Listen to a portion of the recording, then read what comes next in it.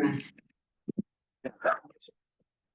right, and good evening, everybody. I'm going to call the Springfield City Council regular session to order with roll call. Mayor Van Gordon. Here. Counselor Weber. Here. Counselor Moe. Here. Counselor Rodley. Here. Counselor Blackwell. Here. Counselor Doyle. Here. And Counselor Pictionary. Here. Thank you. Please join me for the Pledge of Allegiance.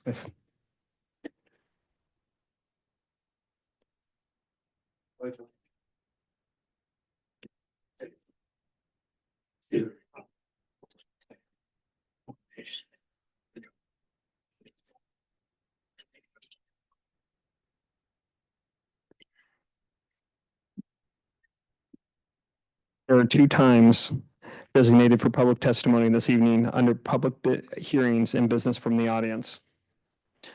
If you are attending in person, please complete the request to speak card located at the front of the council chambers and turn them into the city recorder. If you're joining us online with a tablet, smartphone, or computer and wish to speak at either of those times, please use the raise hand feature in Zoom. The order of the public testimony is as follows: anyone in the council chambers, and then anyone who has raised their virtual hands. First item, please. Mayor, the first item is Springfield Upbeat Mayor's Recognition. Item A is the Heritage Award, and Mayor, this is your item. All right, we've got 2 Heritage Awards to give this evening. I'm going to read the awards out, and then we'll have folks up for pictures.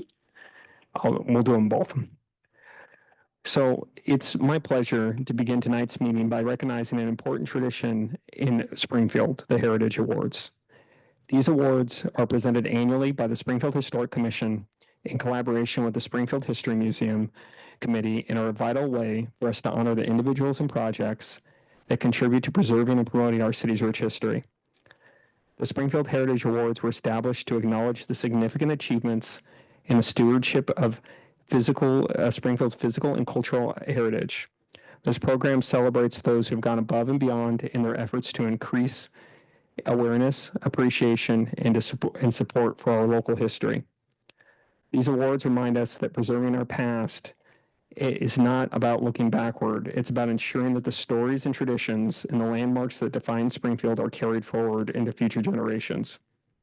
There are 2 categories in which we recognize efforts: the Preservation Excellence Awards and the History Maker Award. The Preservation Excellence Award is given to those who have made outstanding contributions to the restoration, rehabilitation, or adaptive use to historic buildings, structures, sites, or cultural landscapes. The History Maker Award is presented to individuals, organizations, or public agencies that demonstrate leadership in shaping and preserving and fostering the appreciation of local heritage. Now we get to talk about people who've joined us this evening. So the History Maker Award, today we're going to recognize Seth Sanfilippo, the owner of Urban Lumber. Since 2006, Seth has been on a mission to preserve Springfield's heritage by transforming our community's historic treasures, our historic trees, into heirloom quality furnishings. His works not only prevents these trees from ending up in landfills, but also ensures that their legacy continues in homes, businesses, and public spaces of our city. Seth's commitment to the sustainable craftsmanship and his efforts to breathe new life into the historic Booth Kelly Mill are truly remarkable. He has turned a space once central in Springfield's economy into the vibrant hub of creativity and recognizing our heritage.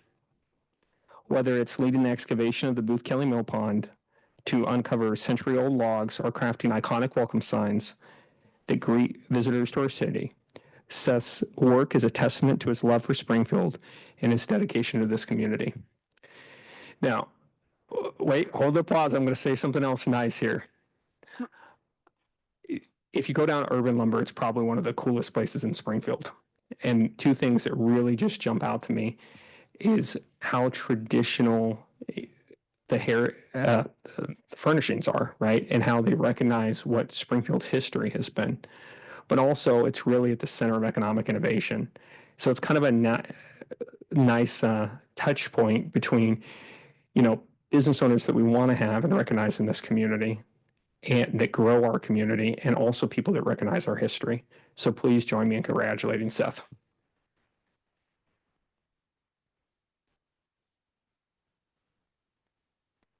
All right, I'm going to read the second one and then we'll have everybody up here. Our second honoree receiving the Preservation Excellence Award is the Willamette Window Restoration LLC, run by Julie Whalen. Julie's work in restoring historic windows across Springfield has been vital in preserving the architecture character of our city's historic homes. By educating property owners and employing traditional preservation techniques, she has ensured that these windows remain both functional and true in their original design.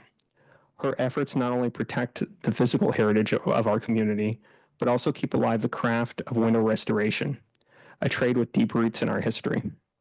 These awards remind us of the importance of preservation of our history. So please help me recognize Julie as well.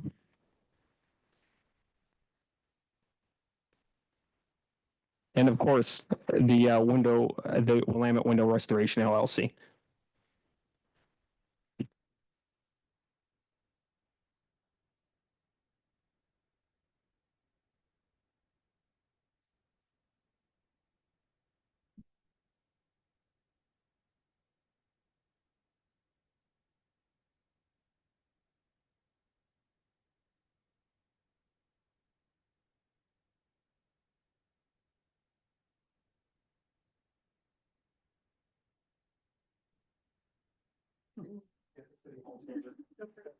All right.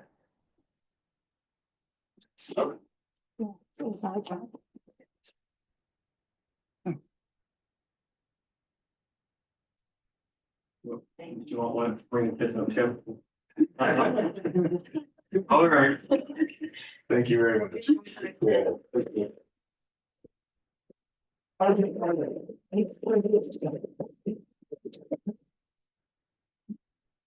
All right, come on, Wolf.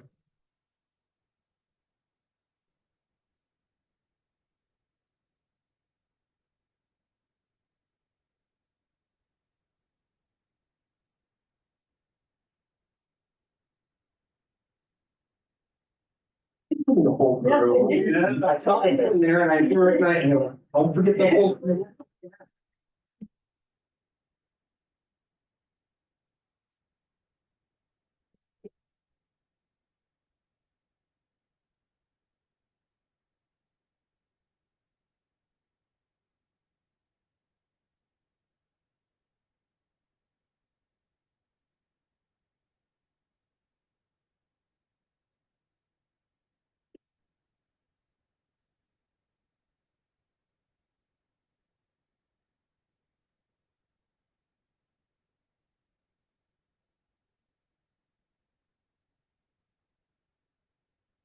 Thank you again, everybody. See you. See you around the mountains. I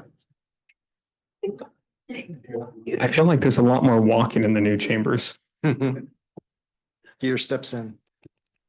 All right, next item, please. Next item is Domestic Violence Awareness Month proclamation. And Mayor, this is your item as well.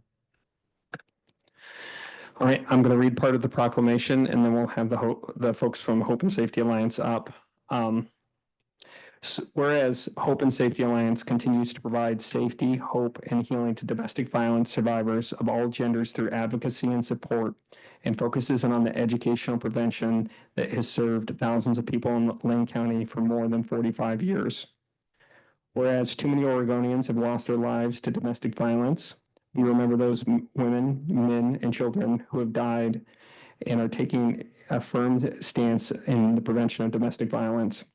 And whereas the impact and the cost of domestic violence is wide-ranging and devastating, directly affecting individuals, children, and society in our community and throughout the United States and the world, I, Sean Van Gordon, the Mayor of the City of Springfield, proclaim October 2024 to be Domestic Violence Awareness Month in Springfield, and urge all the people to actively participate in scheduled activities and programs to work towards eradicating domestic violence, improving victim safety, and holding perpetrators of domestic abuse accountable for their actions against individuals and victims in our society.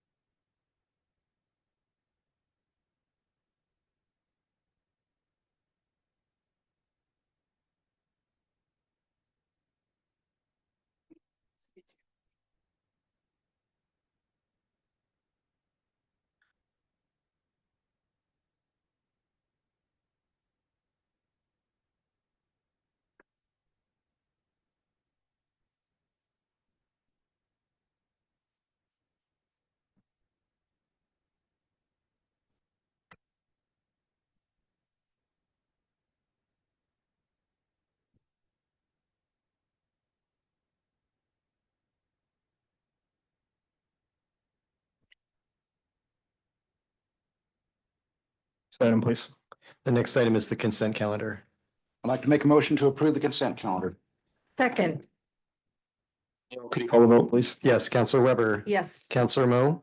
Yes. Counselor Rodley. Yes. Counselor Blackwell. Yes. Counselor Doyle. Aye. And Counselor Pictionary. Yes, thank you. Motion passes 6 yeses, 0 nos. Next item, please.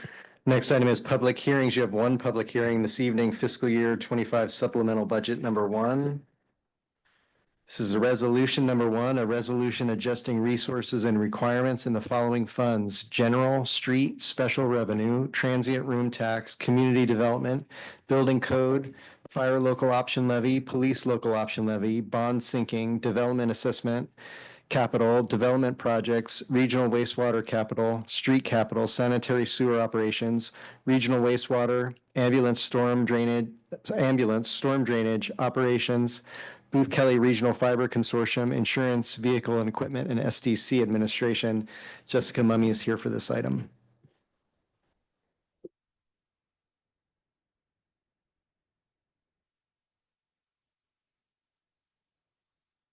At various times during the fiscal year, the council is requested to adjust the annual budget to reflect needed changes in planned activities, to recognize new revenues, or to make other required changes.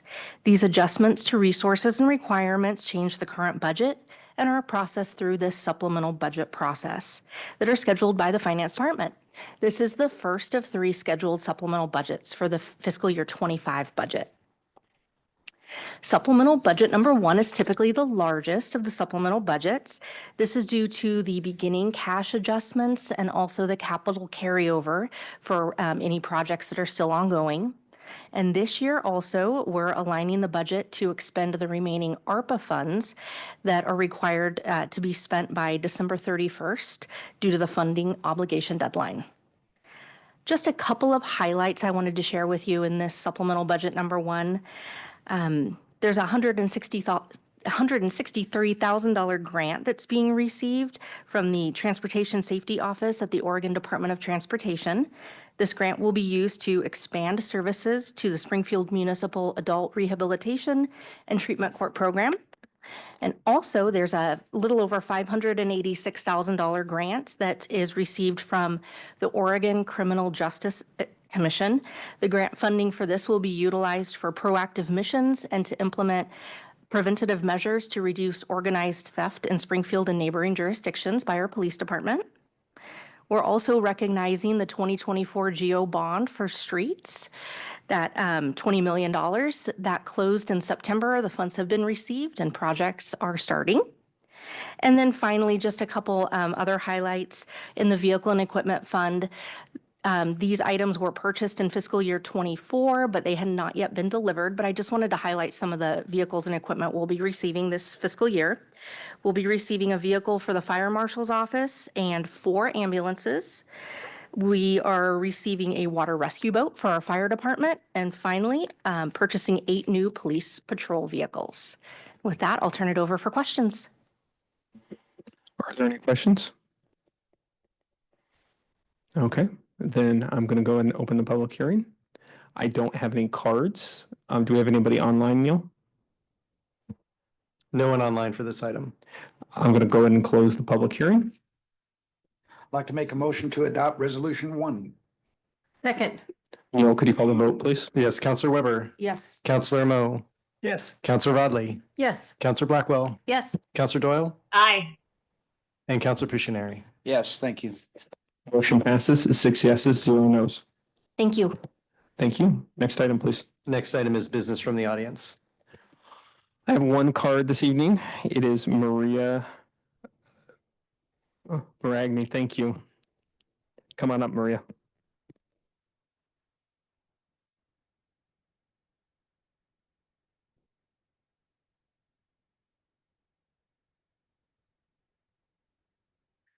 Good evening. I'm Maria Maragni. I live at 1335B, as in Bravo Street.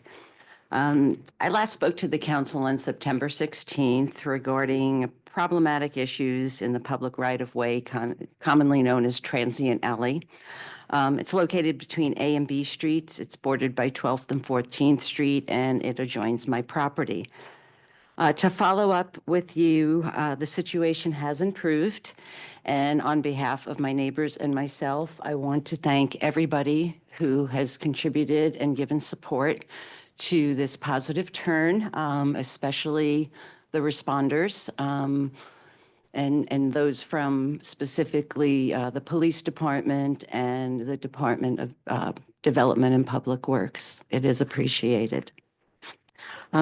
After the last meeting, Jeff at DMPW proposed a vegetation removal along that right of way, and it would include sheltering canopies and create a clear line of sight down the alley. Some of that removal has been accomplished, but it did fall short of that ultimate goal. And I'm really hoping that resources can be allocated in the near future to complete that work. I think that it will further along some of our safety or mitigating some of our safety concerns. Chief Scheer also made a commitment to assign focused resources and increase patrols, and that's welcomed and appreciated. I hope that that too will continue. So far, the camping, extended occupation, and disruptive behaviors has decreased since I last spoke. That said, last Monday morning, I awoke to an open fire adjacent to live and dead vegetation in the right-of-way behind the church next door. The vegetation is continuous fuel to my wood fence and others' property. I reported the fire and later requested overnight patrols of the alley. Needless to say, with winter coming, this increased fire danger is an additional concern to us. Yesterday evening, I called the police department non-emergency line to report an individual that was occupying a favored space directly behind my house for several hours. The response was delayed, I expect, due to other activities, and I don't know if contact was made. I'm not going to take your time to relist the safety and health issues and illegal activity that results from traffic and occupation in the right-of-way, unless you need me to. I don't think you do. But I do look forward to continue progress on the cleanup of the right-of-way, and if not already, that the police department make standard operating procedure to randomly perform patrols of this and similar problematic locations on a 24-hour basis. And thank you again for the support and the effort that's already been extended to address and resolve the issues. I appreciate it, and I look forward to further remedial action. So thank you. Thank you. I don't have any other cards. Neil, do you have any hands? No hands for this item. All right. Is there any council response? All right, next item, please. Any business from the city council? All right, let's just keep going. Business from the city manager? I have a couple of quick items. Sorry, I know you're trying to break a record here. Earlier tonight, we had our Heritage Awards supporting the Willamette window restoration and also urban lumber. And I just want to encourage members of our community to go out and support our local businesses. It's incredibly important for all of us here. And, you know, the holidays are coming up, and last year I did all of my Christmas shopping in Springfield. So that is a good goal to have. Also, council, we need to look at our calendars. Speaking of upcoming events, for your 2025 council retreat, we ordinarily hold the retreat in February. We would be envisioning doing a similar type of format, having a light continental breakfast around 8:30.